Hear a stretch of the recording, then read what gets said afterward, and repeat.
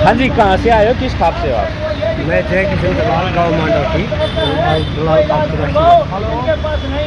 बच्चों के समर्थन में आए हो, क्या कहना चाहोगे? मैं जो है ना आज जो बच्चों के साथ इनको अपनी खाप का ये संदेशा देना चाहता हूँ कि हम जो है ना इन बच्चों के साथ हैं। इनकी हर मांग के लिए हम अपनी खाप को इनके साथ लगाएंगे, तन मन धन से बच्चों के साथ रहेंगे।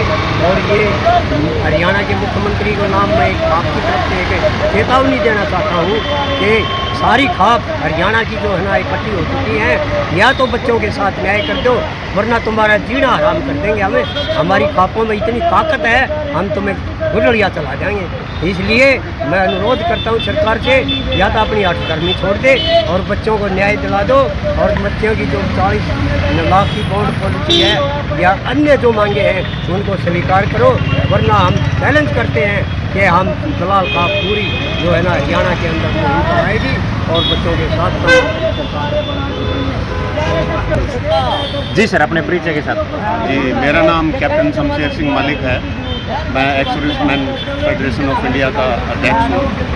जो पीजीआई सहित हरियाणा के सभी सरकारी मेडिकल कॉलेजेस के अंदर बच्चों का जो एडमिशन हुआ है वो उनका अपनी काबिलियत से हुआ है, किसी की मेहरबानी नहीं है। और सस्ती शिक्षा देना सरकार की जिम्मेवारी है। सरकार अपनी जिम्मेवारी से ना केवल पीछे हट रही है, बल्कि बड़े ही तानाशाहीपूर्ण तरीके से बच्चों के ऊपर, एमबीबीएस के छात्र छात्राओं के ऊपर बॉन्ड पॉलिसी लाद रही है। ये बॉन्ड पॉलिसी नहीं है, ये इनको बंधवा मजदूर बनाएगी, क्योंकि बॉन्ड पॉलिसी का सीधा सा मतलब है बैंक गारंटी। बैंक गारंटी लेने के लिए कम से कम 15-20 लाख रुपए की एफडी जो है बैंक इनसे अपने जमा करवाएगा, या मकान की रजिस्ट्री उनके पास रखनी होगी। उसके बाद और 80,000 रुपये वो फीस के लेगा, इसके बाद वो बैंक गारंटी देगा। बैंक गारंटी से निकलना आसान नहीं है, ये बहुत ही टेढ़ा और अटपटा वो है, ये दबाव वो कर रही है। हम उसके लिए जो उसके विरोध में छात्र और छात्राएँ, जो युवा डॉक्टर जो हमारे आंदोलन कर रहे हैं बड़े शांतिपूर्ण ढंग से, उनके समर्थन में आज ये धरना है। हम वहाँ पे जो आंदोलन स्थल है वहाँ पे भी उनका जाके समर्थन करते रहे हैं। ये सरकार की पूरी तरह से एक जन विरोधी फैसला है। सरकार अपनी जिम्मेवारी से भाग रही है और सरकार को ये तुरंत ये अपना आदेश वापस लेना चाहिए। और जब तक ये आदेश वापस नहीं होगा, ये आंदोलन करेंगे छात्र अपनी सफलता तक। हम लोग सिविल सोसाइटी के लोग, सभी संगठनों के लोग इनके साथ खड़े रहेंगे। कैप्टन साहब, सरकार के लोग तो मेवा खाना चाहते हैं, सेवा नहीं करना चाहते, इसलिए हम बॉन्ड पॉलिसी लेके आए हैं। अगर ये सेवा करना चाहते हैं और मेवा नहीं खाना चाहते हैं तो इनके पैसे हम भर देंगे, ये 7 साल सर्विस करेंगे। देखिए, भाजपा के ज़्यादातर नेताओं के, मतलब इनके मंत्रियों, मुख्यमंत्रियों के जो बयानबाजी है वो सच्चाई से बहुत दूर होती है। बहुत ऊट पटांग बयानबाजी करते हैं। पिछले जो आंदोलनों के दौरान भी इन्होंने बहुत ऊट पटांग बयानबाजी करी। किसान आंदोलन के अंदर इन्होंने बहुत ही बेतुका और गैर जिम्मेदाराना बयानबाजी इन्होंने करी है। ये भी उनका पूरी तरह से सच्चाई, ज़मीनी सच्चाई से बहुत दूर है।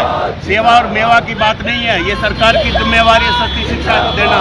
बच्चे तैयार हैं 1 या 2 साल के लिए सरकारी सेवा करने के लिए, लेकिन ये 5-5, 7 साल की जो लगा रखी है, उसके बाद बच्चे पीजी करना चाहते हैं। पीजी के बिना सीधा एमबीबीएस एक अनपढ़ सा डॉक्टर बन के रह जाता है। ये उनके बच्चों के भविष्य के साथ खिलवाड़ है और सरकार पूरी तरह से सरासर झूठ बोल रही है और लोगों का समर्थन लेने के लिए ये गलत बयानबाजी कर रही है। और कहाँ 43,000 रुपये 1 साल की फीस थी, उसको बढ़ा करके 10 लाख साल की फीस इन्होंने कर दी है। पूरी 50-60 लाख रुपए फीस होगी, 20-25 लाख ऊपर खर्च होंगे।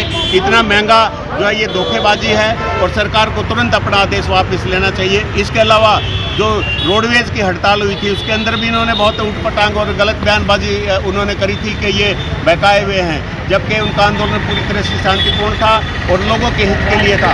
और उसको इन्होंने मतलब बाद में अपने वायदों से भी ये पीछे हट गए। सरकार ये पूरी तरह से गलत बयानबाजी कर रही है, उसे बचना चाहिए। ये गलत है। हाँ, बच्चे तैयार हैं अंडरटेकिंग देने के लिए, 1-2 साल की नौकरी करने के लिए तैयार हैं, आप अंडरटेकिंग ले लीजिए। अब बैंक गारंटी का क्या मतलब है? बहुत कॉम्प्लिकेटेड है, ये फंस के खड़े हो जाएंगे, इससे बाहर निकलना आसान नहीं होगा, पूरी तरह से गलत है। जाती है, बंधुआ मजदूर बनाने का इनकी तैयारी है। हरियाणा के अंदर सरकार ने वैसे भी सरकारी शिक्षा को, स्कूली शिक्षा को तो ध्वस्त कर ही दिया है, सारे स्कूल वो बंद कर रही है। तो उसी के तहत ये निजीकरण और व्यापारीकरण कर रही है सरकार, जिसका हम विरोध करें और बच्चे उसका विरोध करें, आंदोलन करें, हम उनके साथ हैं।